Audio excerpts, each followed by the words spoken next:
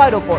প্রধান বিচারপতি সঞ্জীব খান্না জানিয়েছেন যে পুরো নিয়োগ প্রক্রিয়া বাতিল করা হবে নাকি বেআইনিভাবে চাকরি পাওয়া প্রার্থীদের বাছাই করে বাতিল করা হবে তা আদালত বিবেচনা করবে। কারা বৈধ কারা অবৈধ এই বিভাজন করা সম্ভব কিনা তাও আজ দেখা হবে।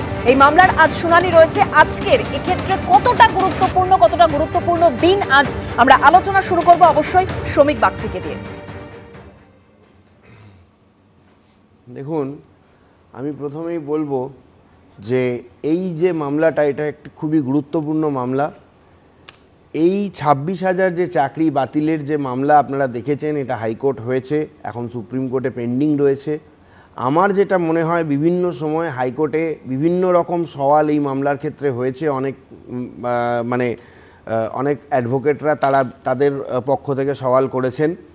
তবে আমার যেটা মনে হয় যে এইটা ফিজিবল হবে এবং এই ব্যাপারটা নিয়েই সাধারণত মেন সওয়ালটা আজকে যেটা হওয়ার কথা, যে যারা জেনুইনভাবে চাকরি পেয়েছে, যেটা একটা প্যানেল যেটা লিস্ট দেওয়া হয়েছিল, যে জেনুইনভাবে কতজন চাকরি পেয়েছে। কারণ এসএসসি কিন্তু পরবর্তীকালে হাইকোর্টেও কিন্তু এই রিপোর্টটা পেশ করেছিল, যদিও সেটাকে মান্যতা দেওয়া হয়নি। কিন্তু কারণ হচ্ছে যে ঠকবাজতে গা উজাড় হয়ে যাওয়ার মতন ব্যাপার। বিচারপতিরা তখন বুঝতে পারেননি যে কিভাবে কোন প্রক্রিয়া এসএসসি যে বলছে, এইটা সেখানে যে জাজমেন্ট এসেছিল সেখানে পরিষ্কার বলা ছিল যে এসএসসি যে বলছে যে এতজন নিয়োগ সঠিক হয়েছে, এতজন ভুল হয়েছে, তার তারা যারা নিয়োগ সংস্থা তারা মেনে নিচ্ছে যে সেখানে একটা বড় গাফিলতি হয়েছে। প্লাস যারা যারা প্যানেলে যাদের নাম ছিল বা যাদের আসা উচিত ছিল, তারা যে চ্যালেঞ্জ করে মামলা করেছিলেন বিভিন্ন সময়ে এবং সিবিআই হয়েছিল, অনেক ধরনের অর্ডারই হয়েছিল।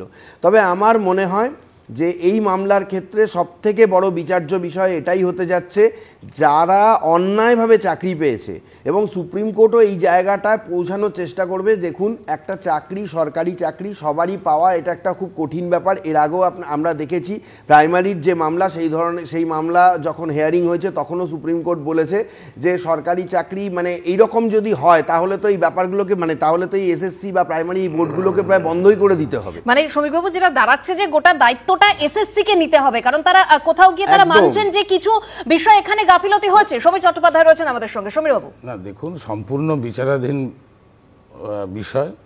আমরা আদালতের প্রতি শ্রদ্ধা, সম্মান, আস্থা রাখি। এটুকু ঠিক যে ঘটনাগুলো সামনে এসছে, যে তদন্ত শুরু হয়েছে, বৈধ না অবৈধ, কিন্তু সিবিআই বা ইডি তদন্ত আশাব্যঞ্জক মোটেই হয়নি, কারণ এটা দীর্ঘদিন ধরে চলছে। আমরাও এর একটা নিষ্পত্তি দেখতে চাইছি। স্বাভাবিকভাবে 2016 সালের 18ই এপ্রিল এসএসসি যে প্যানেল, সেটা হচ্ছে যে বাতিল করেছিল কলকাতা হাইকোর্ট। সেটাকে চ্যালেঞ্জ করে সুপ্রিম কোর্টে যারা যায় তারা হচ্ছে যে পশ্চিমবঙ্গ সরকার, এসএসসি সঙ্গে মধ্যশিক্ষা পর্ষদ। সম্পূর্ণটা এখন আইন ব্যাপার। আইন আদালতে যা বিচার আসবে তাই মেনে নিতে হবে, এখানে তো আর কিছু অসুবিধা নেই। কিন্তু আমার একটা কথা, একটা নিঃসন্দেহে 26,000 অর্থাৎ 25,753 অবশ্যই গাফিলতি হয়েছে, কিন্তু একটা মানবিক দিকও আছে, যেখানে জীবন, যৌবন, এতগুলো মানুষের ভবিষ্যৎ। দেখুন, আমরা চাই যোগ্যরা চাকরি পাক, অযোগ্যরা বাদ যাক, প্রথম থেকেই বলে আসছি। সমস্যা হয়েছে কি, যে কলকাতা হাইকোর্টে যোগ্য অযোগ্য বাছাই করা যায়নি, কারণ অযোগ্যরা হচ্ছে তৃণমূলের নেতা মন্ত্রীদের পয়সা দিয়ে চাকরি পেয়েছে।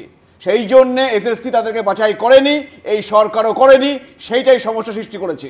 সেই জন্যে কলকাতা হাইকোর্ট পুরো প্যানেলটাকে বাতিল করেছে।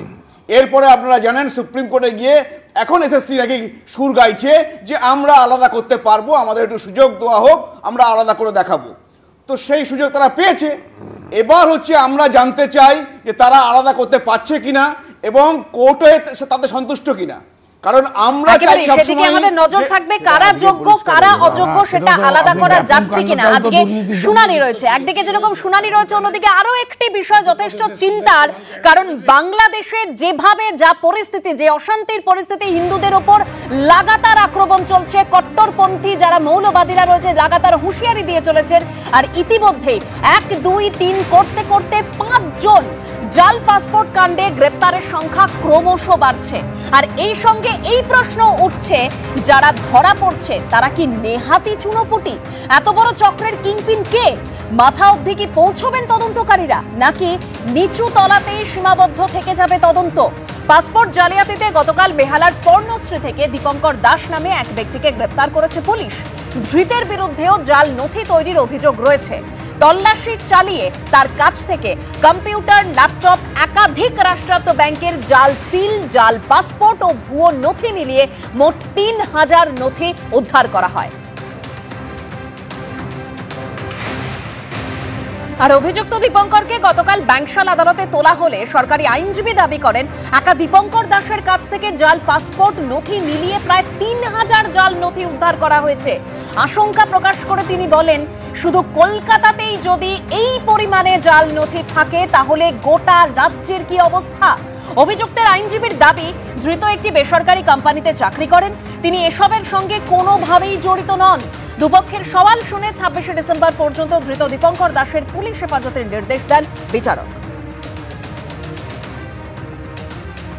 আমি এখান থেকে সলিলদার কাছে যাব। সলিলদা, তো প্যান্ডোরা বক্স খুলে যাচ্ছে, একের পর এক গ্রেপ্তার, এই ছবিটা কতটা উদ্বেগের? দেখো, প্যান্ডোরা বক্সের আগে আমি এসএসসির কথা বলছি। দেখো, প্রথমে সিঙ্গেল বেঞ্চ, তারপরে ডাবল বেঞ্চ। ডাবল বেঞ্চ পরিষ্কার বলে দিয়েছে যে কাকরের মধ্যে থেকে চাল বাঁচা সম্ভব নয়। আউট অফ প্যানেল যারা, তারা চাকরি পেয়েছে। ওএমআর শিট যেটা ডিস্ট্রয় করা হয়েছিল গাজিয়াবাদ থেকে রিকভারি করা হয়েছে, সেটা পাওয়া গেছে। এখন রাজ্য সরকার, তারপরে ডিভিশন বেঞ্চ, তারপরে সেটা রায় দিয়েছে যে পুরো দুর্নীতি হয়েছে, করাপশন হয়েছে, সেটা পরিষ্কার। তারপরে ওটাকে ক্যান্সেল করা হয়েছে। এসএসসির দায়িত্ব সেটাকে বলার। এখন লাস্টলি যেটা 10 দিন আগে যেটা হলো, সুপ্রিম কোর্ট যেটা আজকের ডেট দিয়েছে, সেদিন বলা হয়েছে 65B এভিডেন্স একটা, যে ডিজিটাল যে এভিডেন্স আছে সেগুলো দাও। সুপ্রিম কোর্ট সোজা নালিফাই করে দিয়েছে। অবৈধ কোনটা সেটা যদি বেরিয়ে থাকে তাহলে বৈধ যারা, সেটাকে প্রমাণ করতে হবে।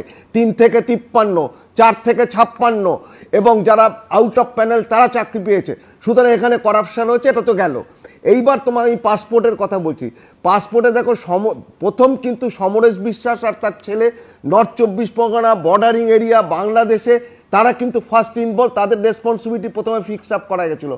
তারপরে কিন্তু 200টার বেশি জাল হয়েছে, এটা কিন্তু পরিষ্কার প্রমাণিত হয়েছে। মানে সেগুলোকে ফিক্স আপ করা হয়েছে। 73টা তো কনফার্ম, 73টা একদম হাতের মধ্যে চলে এসছে। এখন যে দীপঙ্কর দাসকে যাকে পাওয়া গেছে, এ কিন্তু ল্যাপটপ, কম্পিউটার এবং ডিজিটাল এরই কাজ করতো, এবং অস্থায়ী একটা কর্মচারী।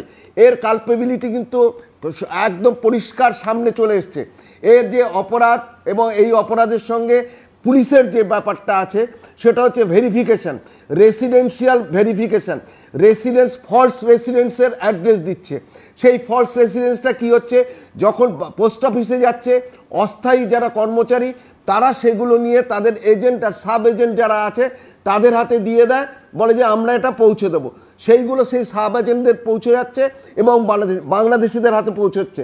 সবচাইতে যেটা ভয়ঙ্কর, এখন কতগুলো জঙ্গি এবং ক্রিমিনাল এবং ডাকাত, এই লাস্ট যে ঘটনা ঘটলো বাংলাদেশ থেকে, তারা কিন্তু রিলিজ হয়েছে। অর্থাৎ সলিলদা ঠিকই যে কথা বলছেন, যে এই যে গোটা বিষয়, যে জাল পাসপোর্টের বিষয়টা সামনে আসছে, এর দায় টাকার। আপনাদেরকে জানিয়ে রাখবো, এই যে ভারতীয় নাগরিকদের পাসপোর্ট ইস্যু করে কে? কেন্দ্রীয় সরকারের বিদেশ মন্ত্রক। দেশ জুড়ে 36টি পাসপোর্ট অফিসের নেটওয়ার্কের মাধ্যমে সাধারণ মানুষকে এই পরিষেবা দেওয়া হয়। মোদী সরকার ক্ষমতায় আসার পর ই-গভর্নেন্স প্ল্যানের মাধ্যমে মিশন মোড প্রজেক্ট তৈরি করে মানুষকে পাসপোর্ট দেওয়ার কাজ আরো সহজতর করা হয়েছে। পাসপোর্ট তৈরি হয়ে যাওয়ার পর কেন্দ্রের অধীনে থাকা পোস্ট অফিসের মাধ্যমে তার ডাকযোগে গ্রাহকদের বাড়িতে পৌঁছে যায়। আর উল্টো দিকে পাসপোর্ট তৈরি করতে লাগে বার্থ সার্টিফিকেট, মাধ্যমিক থেকে শুরু করে শেষ শিক্ষাগত যোগ্যতা অবধি সব সার্টিফিকেট লাগে। ভারতীয় নাগরিক হওয়ার যে পরিচয়পত্র, তা বাধ্যতামূলক, যা দেওয়ার দায়িত্ব কাদের? রাজ্য প্রশাসনের। আর সেখানেই ভুরি ভুরি জালিয়াতির অভিযোগ উঠছে।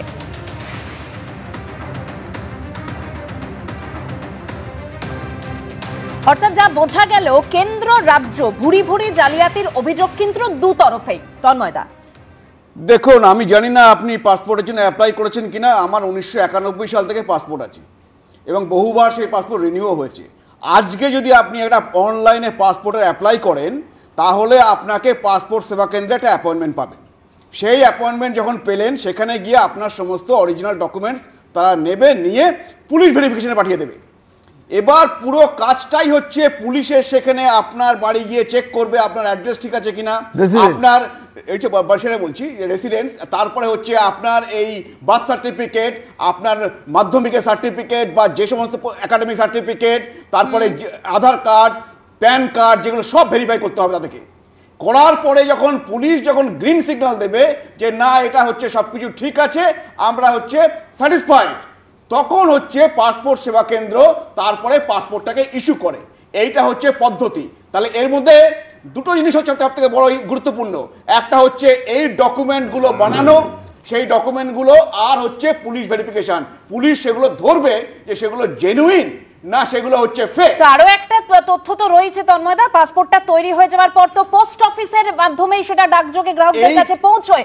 পুলিশের একটা দায়িত্ব রয়েছে, কিন্তু কেন্দ্রেরও কোথাও গিয়ে একটা দায়িত্ব থাকছে। আমি অবশ্যই এটা নিয়ে সমীরদার কাছে যাব, তবে একটা ছোট্ট বিরতির পর আরো বিস্তারিত আলোচনায় ফিরছি, সঙ্গে থাকবেন।